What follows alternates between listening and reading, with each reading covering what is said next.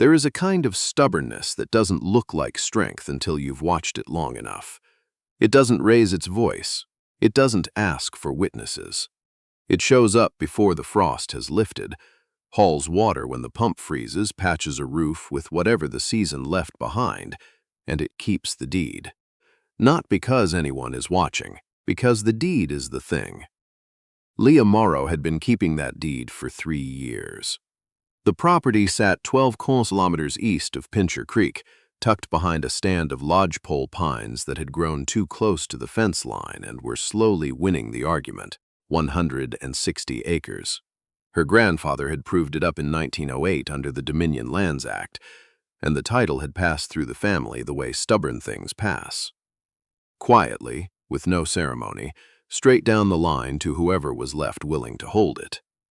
That turned out to be Leah, 29 years old. No cattle left, no savings to speak of.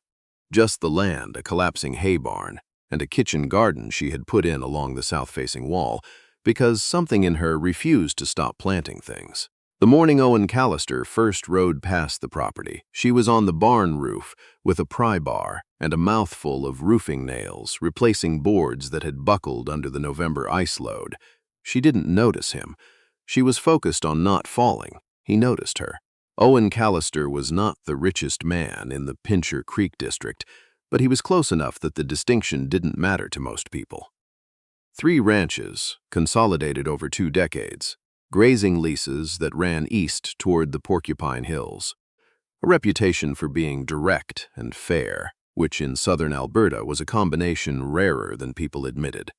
He was 51, widowed 6 years, and he had spent enough time in that country to know the difference between land being worked and land being held together by will alone. The Morrow place was the second kind. He pulled up at the fence line and looked at the barn roof. The woman up there was moving with the careful economy of someone who had done this before and knew exactly how much energy she had to spend. One board, then the next. She didn't rush. He rode on. He came back 2 days later, ostensibly because his eastern fence line ran adjacent to hers for a quarter mile and one of his posts had heaved. He fixed the post. He also looked at her fence. 3 sections of her wire were sagging badly, the kind of sag that comes from posts that have given up arguing with the ground. In another spring, cattle from the Hendricks lease to the north would walk right through. He did not say anything to her that day because she was not there. The third time, she was. He found her splitting wood behind the house, methodical and unhurried, the kind of rhythm that comes from knowing you have more wood to split than light left in the day. She saw him coming through the gate and stopped, the axe still in her hand, not threatening, just not putting it down. "You're Callister," she said. "I am." He stopped his horse at a respectful distance. "You're Leah Morrow." "That's right," she waited. She had the posture of someone who had learned not to fill silences other people were supposed to fill. "Your west fence is going," he said. 3 sections, maybe 4 by spring. The Hendricks lease pushes cattle hard in May. "I know. What would it take to fix it?" She set the axe down then, head first in the chopping block. She looked at him the way people look at offers when they've learned to read what's underneath them. "Why are you asking?" "Because it affects my grazing corridor," he said. Honest answer. Something in her expression shifted, not warmth, recalibration. Honest answers were not always the ones people led with, and she registered that he had. 4 sections, she said. Good posts, proper depth for frost heave. A week of work with the right crew. Wire I can't afford right now. "I have wire," he said, "and I have a crew that'll be moving through this end of the range in 3 weeks to close out the season. I could route them past your west line first, in exchange for what?" It wasn't a question. It was the second half of a sentence she already knew was coming. "Water access," he said. "The creek that runs through your north corner. I've got 200 head that winter on the adjacent quarter, and that creek is the only reliable water source between here and the Oldman. 12 weeks, seasonal easement, fair market rate." She was quiet for a moment. The wind came through the pine stand and moved the dry grass along the fence line. "In writing," she said, with a clause that limits access to the designated crossing and holds you liable for bank damage. He looked at her.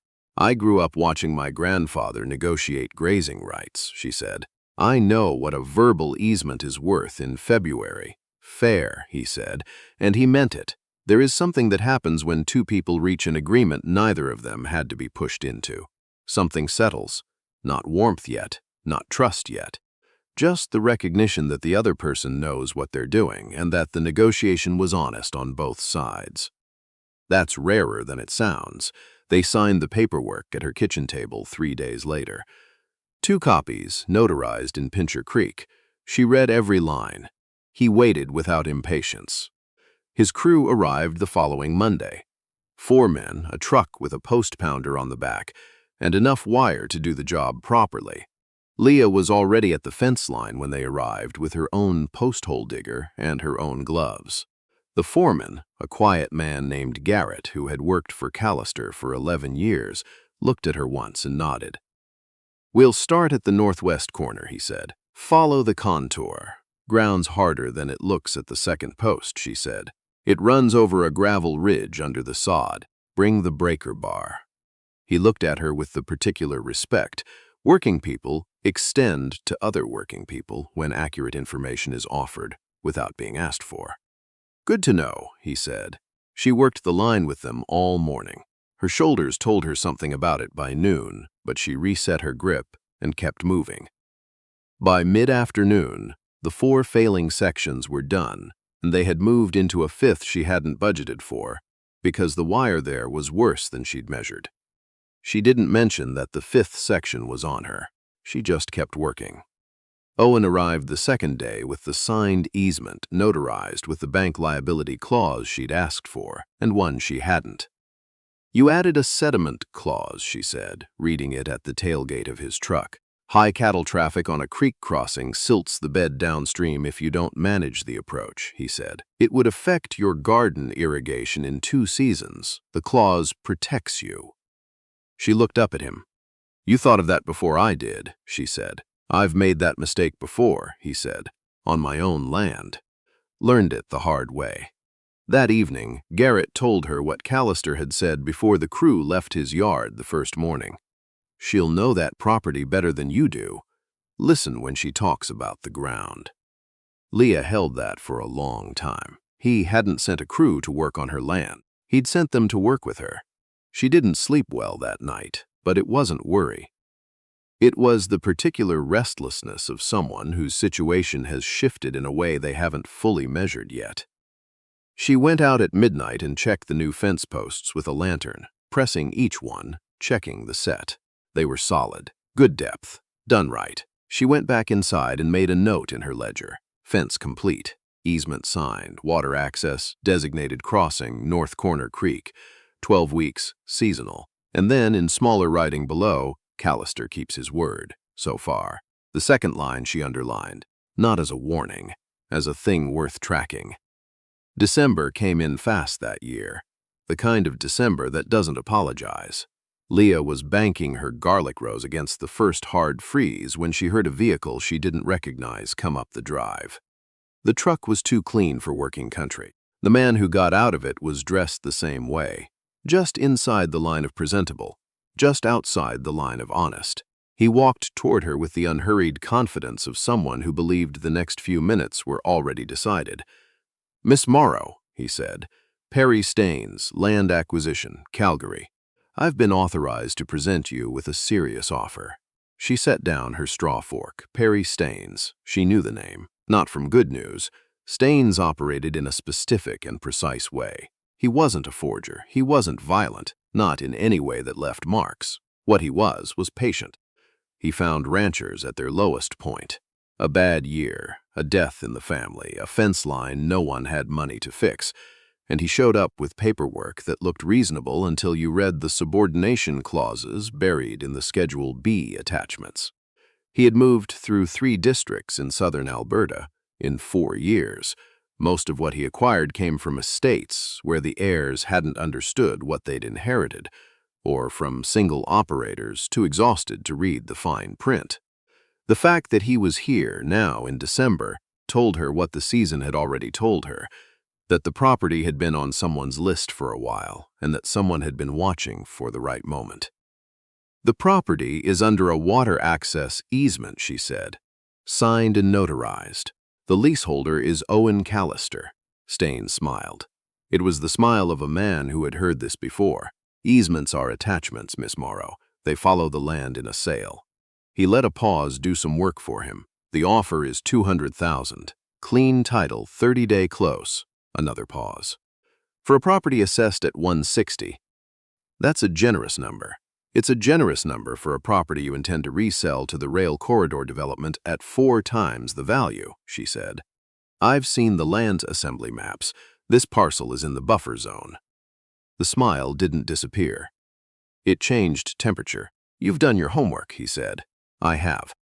Then you know that corridor projects have a way of proceeding whether individual parcels are cooperative or not. He tucked his folder under his arm. Expropriation is a long process, stressful. I'm offering you a way around that. He said it calmly.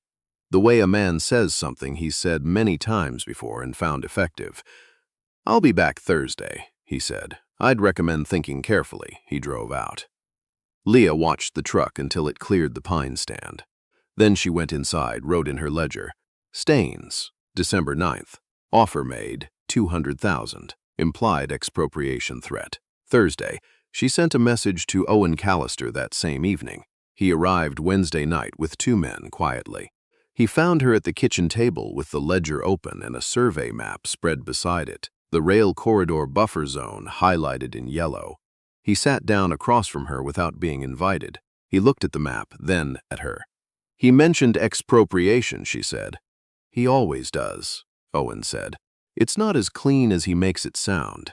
Expropriation requires a formal public interest finding. For a private rail corridor, that takes years and it can be contested. I know. She looked at him.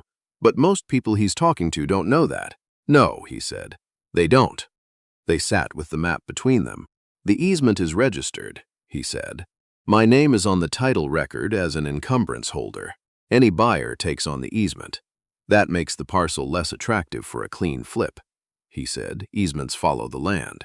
They do, which means he can't deliver a clean assembly to the corridor developer without either buying me out or waiting for the easement to expire. Neither of those is Thursday. Something in Leah went quiet. Not relief. Calculation. She was reading it the way she read all of it, looking for the clause, the liability, the thing that wasn't said. Why are you doing this? She said. Owen looked at her for a long moment. The creek is real. I need the water access. That's not all of it. He didn't answer immediately. He never gave quick answers to questions that deserved better. I've watched Staines work, he said finally. He moves through communities and he leaves less behind than he takes. I don't like it. And your land is good land. It should stay with someone who knows what to do with it. It was a plain answer. It landed the way plain answers do. Thursday came gray and cold. Staines arrived at 10 in the morning. He pulled up at the yard gate and found Owen standing at the fence line with Leah, and one of Owen's men slightly to the left in the particular stillness of someone with no nervousness about standing there.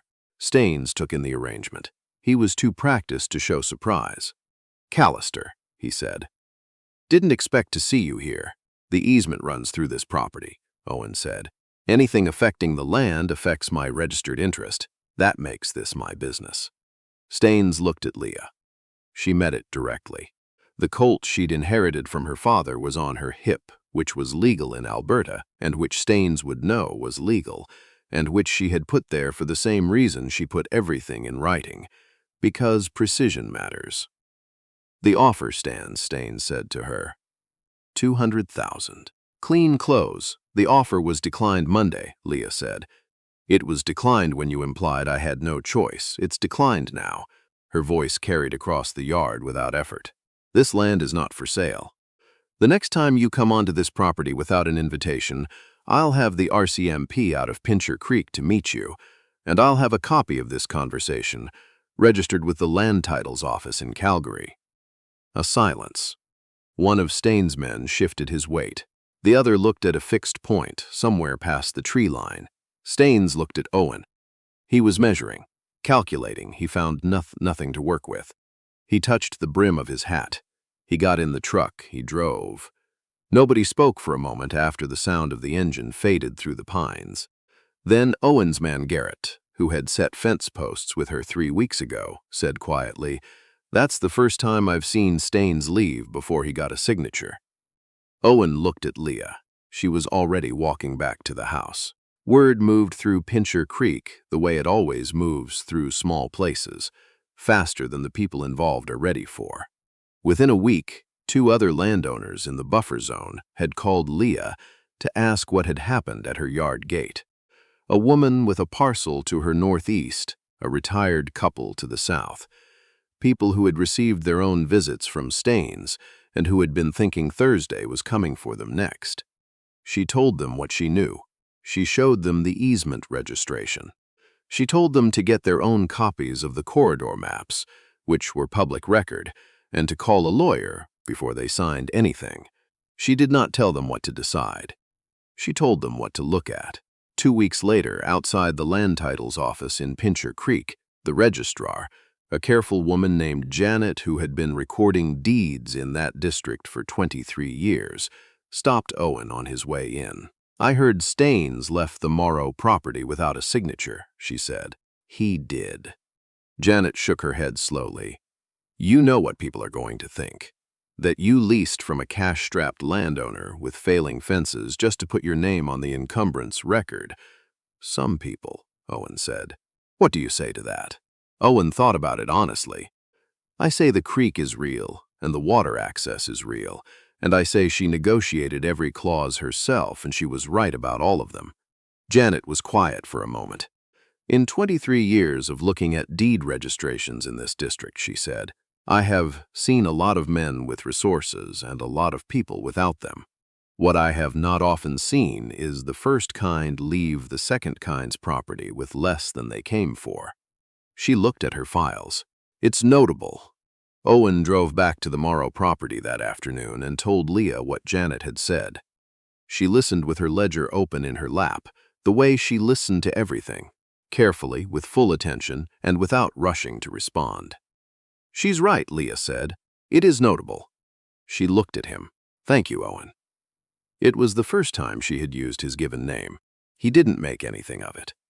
But he noticed January settled in the way January does in southern Alberta, with complete authority and no sentiment. The creek froze in from the edges, gray ice plates building toward the dark current in the center. Owen's cattle crossed twice a week at the designated ford. Leah monitored the crossings as the easement required, filing weekly reports on water level, ice conditions, and bank compression. He replied with brief notes that added context to what she was tracking. It was a correspondence of facts that was, without either of them naming it, something more than that. He came himself the 3rd Thursday of January, officially to assess the crossing conditions before the heaviest movement of the season. He found her crouched at the east bank with a soil probe, checking for compression damage. "You need a rock deflector here," she said without looking up, "and another about 4 meters upstream. Slows the approach, distributes the impact load." He crouched beside her. She was right. He had seen this technique used on high traffic crossings on the Oldman and on his own properties further east. It was not knowledge that came from books. They stood. Neither of them moved away with any particular hurry. "These reports," he said. "In 10 years, whoever manages this crossing will know exactly how it behaves across seasons. That knowledge usually lives in one person and disappears when they do." She looked at him. "You've been thinking about who manages this crossing in 10 years. "I have," he said. The wind came through the lodgepole pines. The cold was the kind that clarifies. "Leah," he said. In the register, he used to open a serious conversation, but slower. "I'd like to talk about whether the arrangement between us might take a different form, something longer term." She held his gaze without looking away. "You're not just talking about the easement." "No," he said. "I'm not." She did not answer. She never answered things that deserved consideration with anything less than consideration. She answered him 4 days later. Tuesday morning, frost on the ground. No ceremony. She drove to his property, walked past the hired hand who was pretending not to be curious, and found Owen working on a water line at the north barn. He saw her coming and waited. "I have conditions," she said. Something moved through his expression. Quiet, warm. "The Morrow property stays titled separately. 160 acres, my name, my registration. That doesn't change." Agreed. "I manage the land records for both properties. The ledger system I've built is better than what you're using. I've looked at your filing." A pause. "You looked at my filing. You left a copy in the easement package. Your water access logs are 3 months behind." She held his gaze. "I'm not becoming an attachment to an operation. If I'm part of it, I'm part of it." He looked at her for a moment with the directness of someone who has made up their mind about a thing and doesn't need to perform the consideration. "I told Garrett before the crew came out to your fence that you'd know that land better than any of them," he said. "I have known what I was looking at since November." The silence between them held more than either of them said. "Then we're in agreement," she said. He put out his hand. She shook it the same way she'd signed the easement, clean, firm, without hesitation. Not relief, not rescue, the steady confidence of someone who had read every clause and found the terms sound. Spring came the way spring comes to southern Alberta, reluctantly, then all at once. The garlic pushed up through the straw mulch first, green and stubborn. The lodgepole pines along the fence line shed their winter ice and stood straight. The creek bank at the designated crossing showed no degradation. The rock deflectors had done exactly what she'd said they'd do. The first page of the spring ledger read, "Morrow Callister Operations, Pincher Creek District. Spring, 1912. Leah was turning the first garden row of the season when she heard Owen's truck in the yard. She looked up with the ease of someone who knew who was coming and found the sound welcome. He walked to the garden edge. "Potatoes this year." Potatoes and field peas, rotating off last year's garlic ground. She straightened. "Sound decision?" "Sound decision," he said. They stood in the early spring light. Two people who had built something carefully. Condition by condition, clause by clause, post by post. Not out of rescue, not out of sentiment. Out of the recognition that some arrangements work better when both people know exactly what they're agreeing to and mean it. There is a kind of wealth that does not announce itself with Calgary lawyers or clean trucks, or offers that sound generous until you read page 3.